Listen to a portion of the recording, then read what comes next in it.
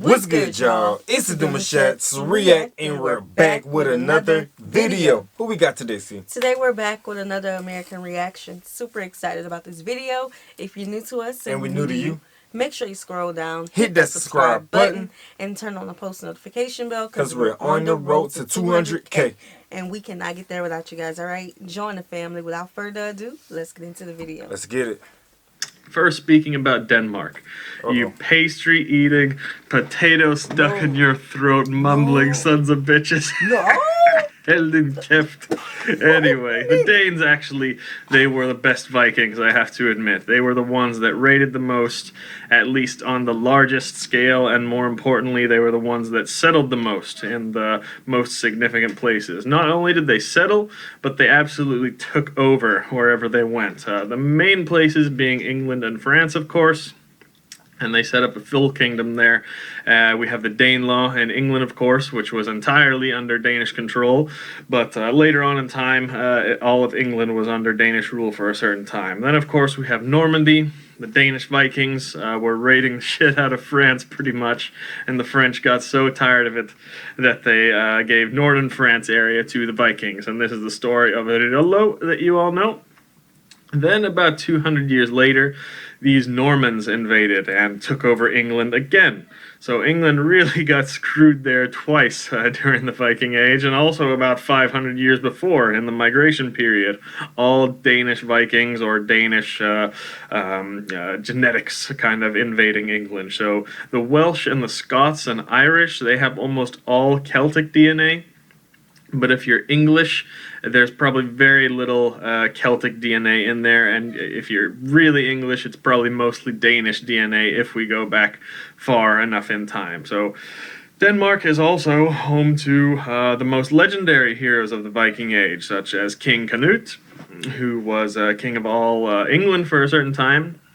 We have Svein Forkbeard, of course, who led the fight against Christianization and defeated his treacherous father, Harald Bluetooth, which you all probably know, of course. And then you all know the legendary Ragnar Lodbrok and his sons. And if you want to read about the Danish Vikings, the best ancient sources are Gesta Danorum, the saga of Ragnar Lodbrok, and also some foreign sources like some French annals and the Anglo-Saxon Chronicle or Bede's History of the English People. Those are all the primary sources with no kind of modern historian interpretations, which I like a lot, so you know that it's getting straight from the source.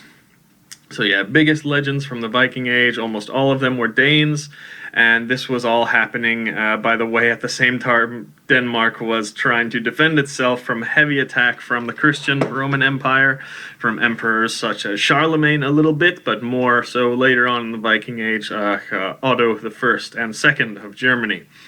They also had to defend themselves from the damn Norwegians who didn't give a shit. They just raided everybody. So the Danish people by far had the hardest job of all Scandinavians, and they left the biggest mark on the world. So Denmark really has the most impressive accomplishments by far. But this also led Denmark to Christianizing and integrating with the rest of the world a lot sooner than the rest of Scandinavia, because Denmark settled in places like England and France in large numbers, and the people there integrated very quickly within 1 or 2 generations. And although the Danish genetics spread like wildfire there, a ton of people still to this day have Danish genetics in northern France and England area, of course. But the religion and culture of the Danes faded pretty quickly in these places where they settled, and there's relatively little trace of Scandinavian influence there. Compare that to places where Norwegian... Okay, so this is my first time even getting an overview of Viking history. Yeah. Of course, like movies, I can't name a movie, but I remember we've seen plenty. Yeah, I remember seeing movies about Vikings, and of course, to me, it's like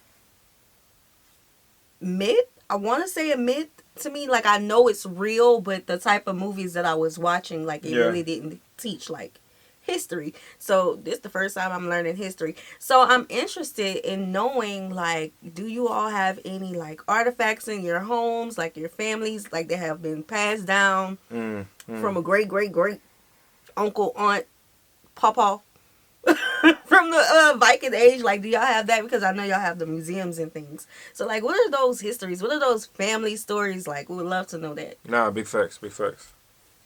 For example, settled Scotland, Isle of Man, Iceland, Faroe Islands. These places, the Norse religion and culture lasted for much longer, and you even see traces of this today there, still 1,000 years later. So, of course, the picture the Danes as the oldest and strongest and most responsible brother out of three Viking countries, and he's just trying to get his two younger brothers, Norway and Sweden, to get with the times. Denmark would be the rich, successful older brother saying, "Please, would you little bastards just grow up and get your lives together? Come on. The rest of the world is Christian, has civilization, order, and peace, and their societies are held together. And you guys just want to keep getting drunk and fighting out in the woods. Come on. Please, you guys are embarrassing me in front of my friends." So anyway, Norway and Sweden were like, no, up yours, loser. Why would we want to be nerds like you? So that brings us to Norway, the problem child. Think of Norway in the Viking Age as the youngest brother. That's just a little bastard. And You know what? They was just beating stuff up. Right. I'm so glad that he's using these pictures from the movie. Yeah. So that I can understand. Yeah, it's coming together. Right. Nah, right. definitely though with this movie that he's using, it's a good scenario to piece it together. Yes, I like it. To cause trouble. So before the Viking Age, Norway was a very wild place that we don't know too much about. We read a lot of stories about Denmark and Sweden before the Viking Age, but Norway was not even really recognized as a common area yet. They knew the landmass was Norway, but it was not really unified under anything, really. It was many, many small tribes and kingdoms all fighting each other. We don't know exactly how many, but it's probably countless little small tribes separated by rough landscape and dense forests. Very diverse, very segregated. This is probably how we all lived before, the famous Germanic tribes, living almost 1,000 years before the Viking Age in Roman times. But civilization and central rule came to these other areas like Germany, Denmark, and Sweden. But in Norway, at the start of the Viking Age, we were, again, just a bunch of wild bastards living in small tribes in the woods. Probably closer to a hunter-gatherer society than an agricultural one. Based on some archaeological evidence, of course, we had farming, but to a much lesser degree than in Sweden and Denmark. Then that all came to an end in the Viking Age. First, it was our first king who came around to unify the country. This is Harald Fairhair that you all know, and this is really the most significant event in the history of Norway that has shaped us for 1,000 years to come, because there was a clear split. We were a wild and untamed people for thousands of years, and then a king comes in and puts everyone under unified rule. Now, it's important to say here, anyone who has read some of the sagas, Harald Fairhair was not that bad of a guy. He was only a bad guy to the people who didn't listen to him. If you kissed his ass and brought him gifts and offered to fight on his side, Harald was great to you. He would give you freedom, he would give you land, he would make sure you were all taken care of. But if you stood up to King Harald in any way or disagreed with him on things, he would try to kill you if he could, but at the very least he would make your life very miserable with laws and restrictions. And, especially if you kind of got into little quarrels with any of his friends. So Harald ruled, actually, a very long time, more than 70 years. That's almost half the Viking Age right there. And his sons were not much better than him after that, and they were all very oppressive too. So the result is anyone with any balls in the Viking Age left Norway, settled in Iceland, Scotland, Ireland, Greenland, and many other places.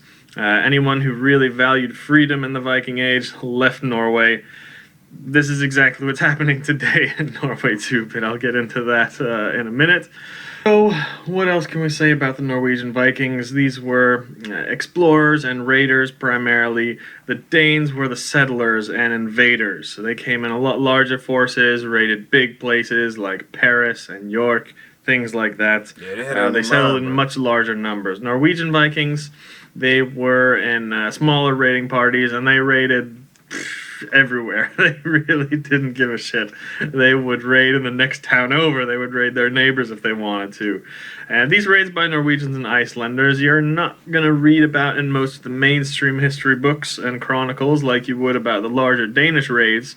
But if you read some of the lesser known sagas, the Norwegians raided much, much more and really terrorized a lot more of the smaller villages and towns, even though a lot of these, they were non-violent altercations, a lot of them, and definitely not the pillage and rape and burn stories you hear. So were the Vikings ever recruiting people at all, or were they just one band, one sound type of people? Well, I mean, it sounded like they was recruiting. I don't think they was off of terror. Okay, well, yeah, they had that one guy in Norway for the kingdom. He was doing that basically. Everybody had to be yes men to everything he was said to do. So but the Vikings in general, it's not like they was just going to camp and just demolishing everything in these paths, taking over whatever they can take with them. But I don't think they would be taking recruiters. Let us know, y'all. Let us know. I don't know. Vikings was vicious. I don't know. They're different. They was coming through and it was just. Yeah, give me your meat and pie. Your meat and pie. Type of people. See, I'm trying to relate it to, like, our history, but, like, I can't. You know, like, when I say I'm trying to relate it to our history, I'm talking about the way people think, the way people, you know, the customs of that time, the laws of that time. It was different. Yeah, everybody but it's different. Yeah. Because this is my first time, like, really digging deep. I'm not even digging deep. I'm just listening to the story. No. I feel you because surface right now. Yeah, and this is our first time really diving into it. Again, we had seen movies, but the history of it, like we never sat down and said, you know what, let's discover what really went down when it came to like Vikings. Right. The only time like I've really dug into history is when I've gotten into debates about the origins of braids. Oh man. Because that's the first thing that people would throw in there. The Vikings had braids. Yeah. You know, so... You started something. I did. Yep, that's going to be a conversation for you right there. Well... Hey, I wonder if you're going to speak on that, because the braid was significant. Starter. Yeah, it is, you are. Yeah. Let's see. Stream. The best sources to read about the Norwegian Vikings is for sure any of the Icelandic sagas, and also most of the later sagas in Heimskringla about the Norwegian kings. But yeah, again, the Danes... they're the big, responsible older brother. Norwegians is the young, wild brother.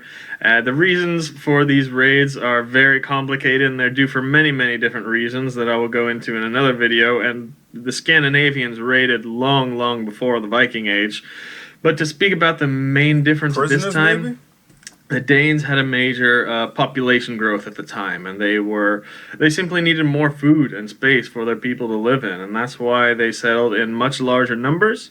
And also they were settling in areas that were under constant attack from the natives there. So they needed to settle in larger numbers in Normandy, in England, for security pretty much. Norway... Okay, well, that kind of goes back and answer the question that I was asking. Because if they was going to different villages and settling there because they needed a space, anybody, like you was mentioning earlier, who wasn't, you know, saying yes to these type of things or kissing the butt, was often the head. Off in the head. Off in the head. Taking the head off their shoulders. It makes me think, like, what happened to the people there? You know? I know... They was vicious. Off the back. First hand, so everybody just got boom. Most likely. And I think when they got tired, everybody else was just prisoners. Or, okay. All right. Yeah. Oh, what did they do with the woman?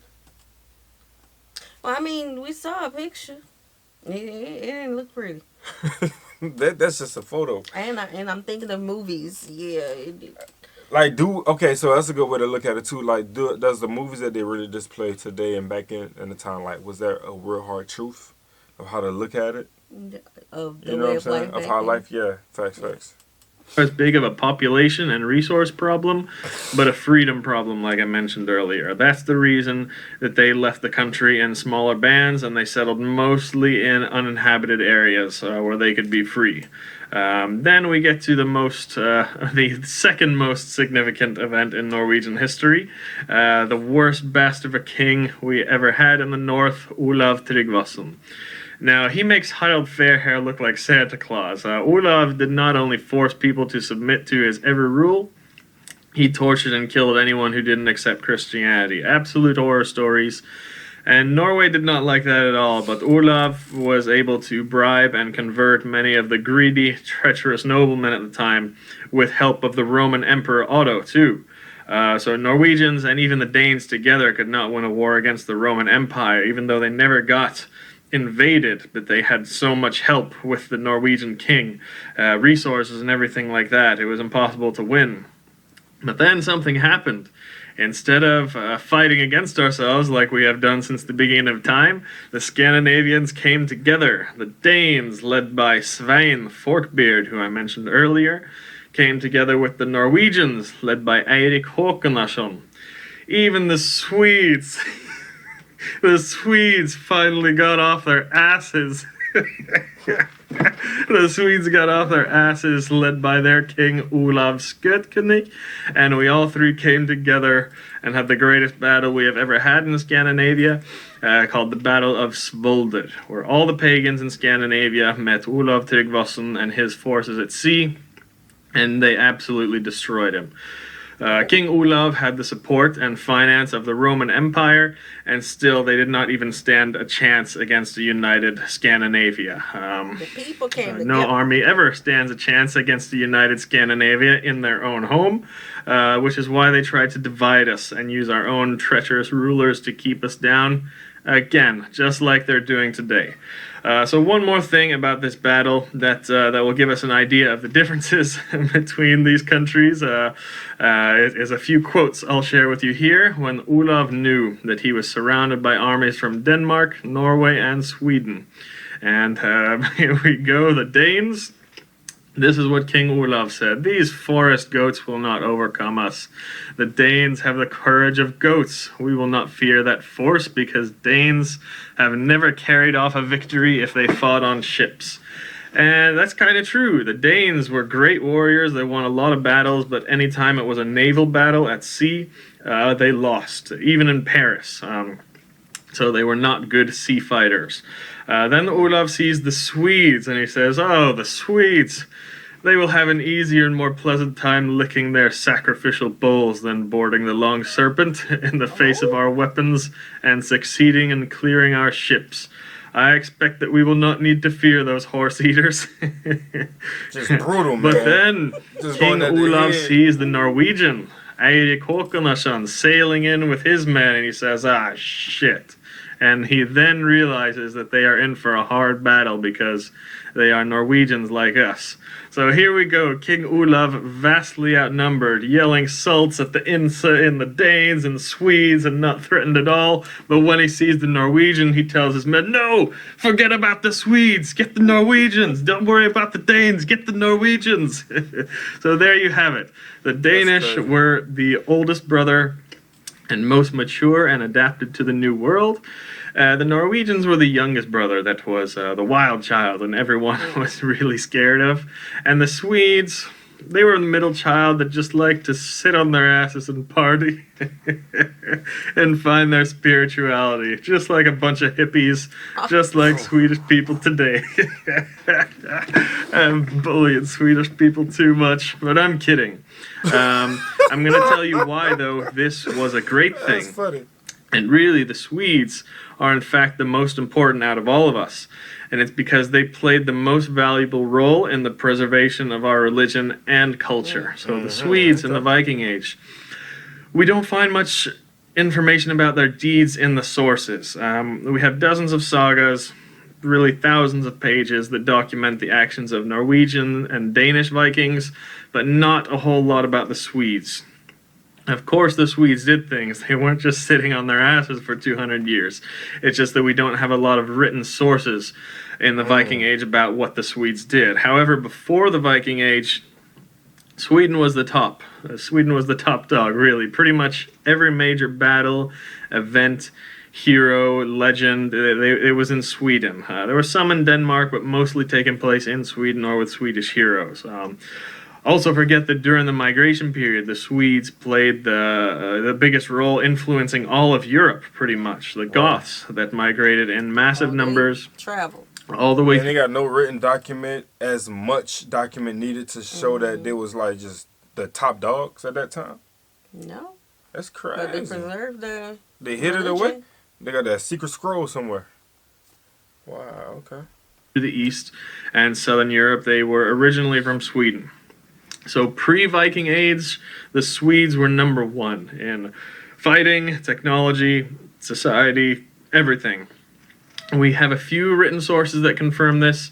Heimskringla and Beowulf are probably the two most famous ones, but also archaeological evidence.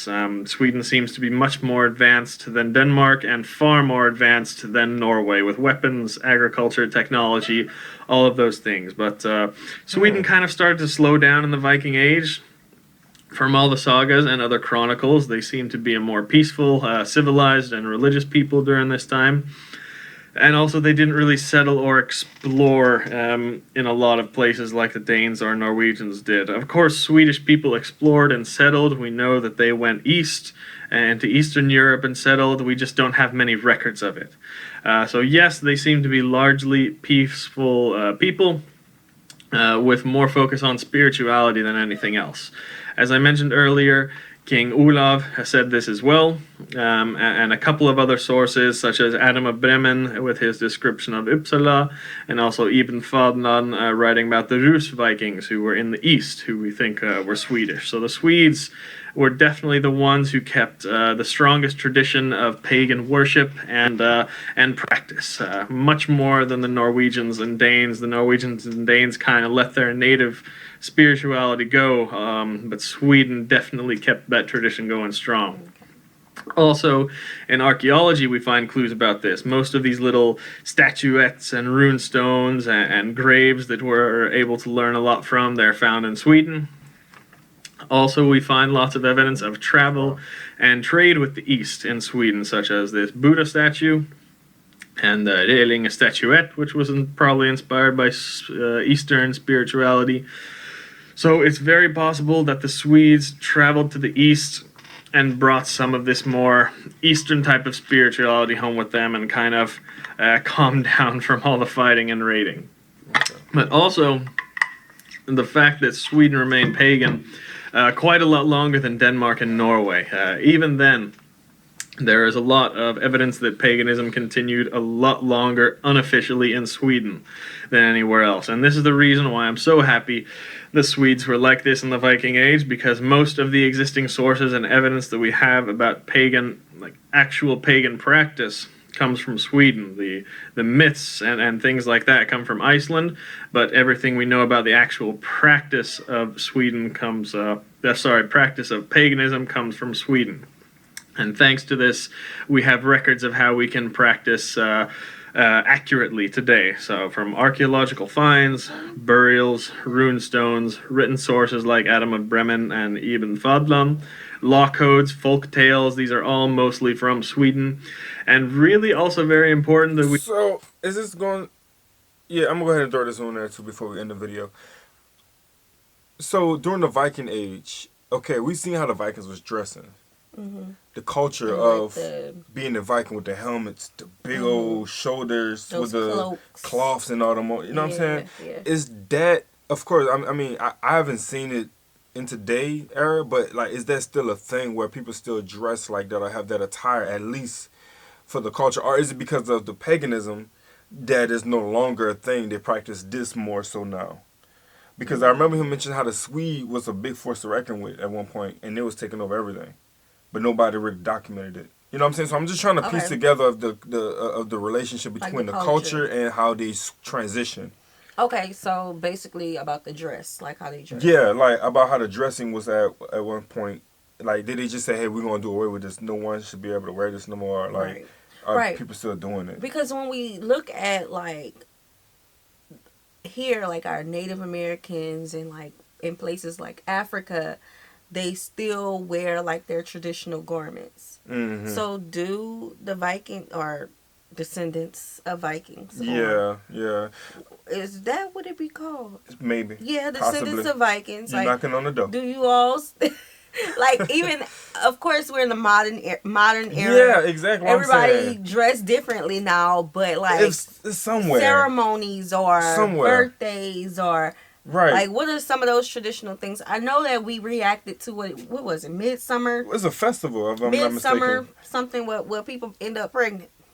Oh, everybody go out and they camp out, get drunk together. Yeah, so like things like that. Like, do you all bring out traditional wear of that time at all, or is it like maybe that's old school? Like, hey, how y'all? Us. Yeah, because in places like how I said before, like here in our Native Americans here and in places of Africa, I want to say Australia, but I'm not really sure.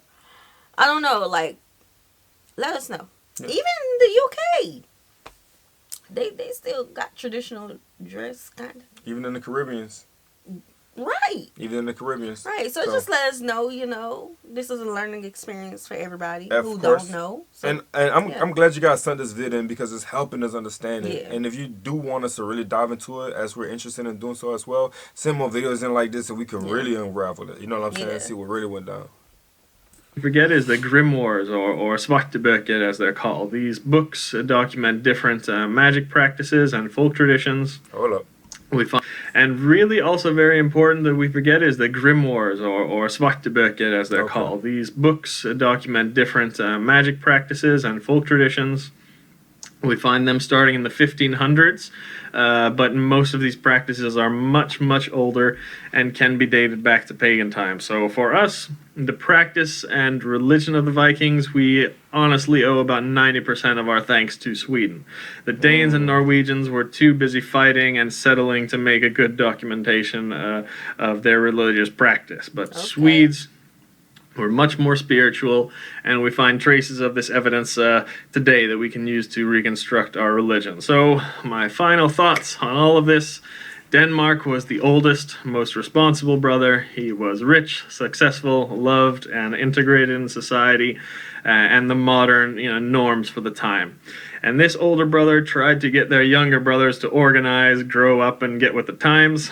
Norway was the youngest child, just a wild bastard that did whatever the hell they wanted pretty much and just caused problems for everyone else. But Norway went through some rough times when the world was trying to tame them. Maybe when the brother was like 10 years old, he got sent to military school to get him to behave, and it kind of tamed him and it kind of calmed him down a bit. And this is what the unified kingdom in Norway did. They made Norway a little bit more structured and civilized.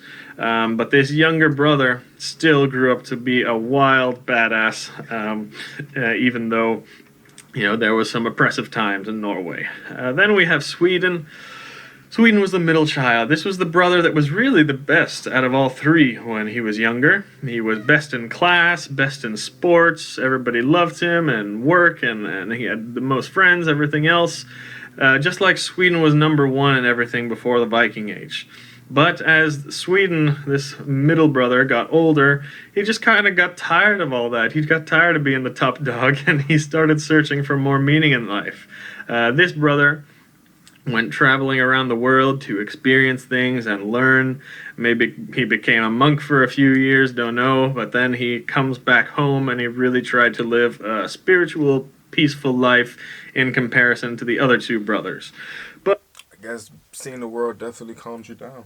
Yeah. Let you know there's more to see, more to do, more to be. Definitely. Proof. But he was always there looking out for his two brothers when they needed it, and Sweden was ready to fight when it was necessary. So that is kind of the main differences that pop out at us between the three countries in the Viking Age, but there are many, many more differences, but these are just what you will notice most of when you read the old sources. So all of those sources, again, are in the links below. All right, yeah, we're going to stop that right there. Make sure y'all go check his channel out, show some love. Okay, sweetie, I see that you guys definitely kept, y'all kept y'all cool in a lot of situations, you know what I'm saying? But y'all do have a beast that y'all have sleeping that's not dead, it's sleep. And y'all don't want people to, Let's keep it sleep. Let's keep it sleep. Yeah, and everybody else, Norway, Denmark, y'all was just, again, as he said, y'all was at each other's necks. But I'm highly interested in the whole historical events and how far back can we go with this, you know what I'm saying? Interesting. Yes, we'd love to see more of you guys' culture.